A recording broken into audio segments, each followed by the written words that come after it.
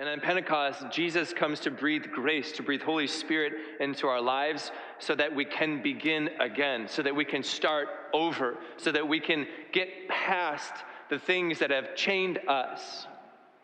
Because Jesus knows better than we know that we're not supposed to live the life of, I'm not trying to be dramatic by saying the word trauma, but right, we have to say things sometimes as they are, even if it's a minor thing, maybe it's a medium thing or a major thing. It's still, right, an invisible wound that needs healing. And it reminds me also of all things of an NFL quarterback. Okay, right? Stay with me. His name is Phil Rivers. He's recently retired. I don't know if you know that name. He played for the NFL, and it's for 17 seasons, 16 of them for the San Diego Chargers. Now, at a certain point in Phil Rivers' career, he began to sort of plaster all of his clothing, right, his hats, his shirts, with this two-word Latin phrase, nunc caepi. It's a Latin phrase. At a certain point in the football season down at Lumen Christi, I have this same conversation with all the guys. Nunc caepi. Now, this became like a motto for him, a kind of a mantra for the way that he lived his life, for the way that he lived his career, his profession.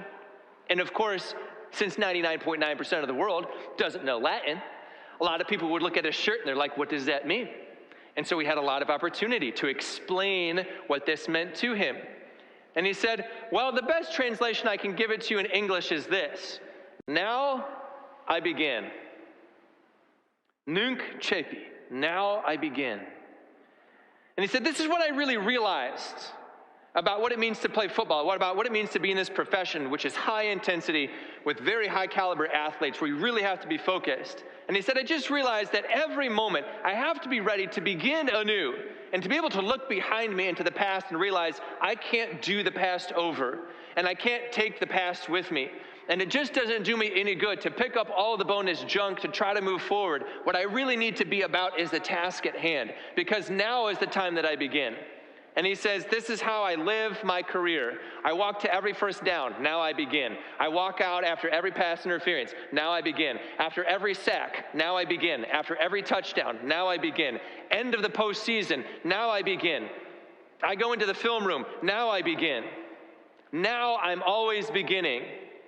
Because the only way for me, Phil Rivers said, in order to find sort of success, in order to meet the goal, I have to move forward in freedom, unchained by what was before me.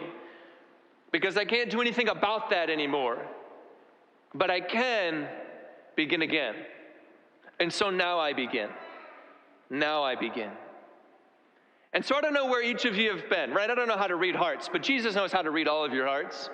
He knows how we've lived the last 425 days. He knows all of the bonus junk, all of the chains, all of the things where you're just like, man, if I could can we just start over? Where do you want to start over in your life? What do you want to finally set down? What have been those places of trauma where you're just like, I didn't ask for this? Jesus comes on Pentecost and he says, I see you. And Jesus goes further. Jesus says, I see the desire that you have to set those burdens down. And what I say to you, therefore, is that I provide favored moments of grace. Call it a window of opportunity, which is a moment that's different than other moments.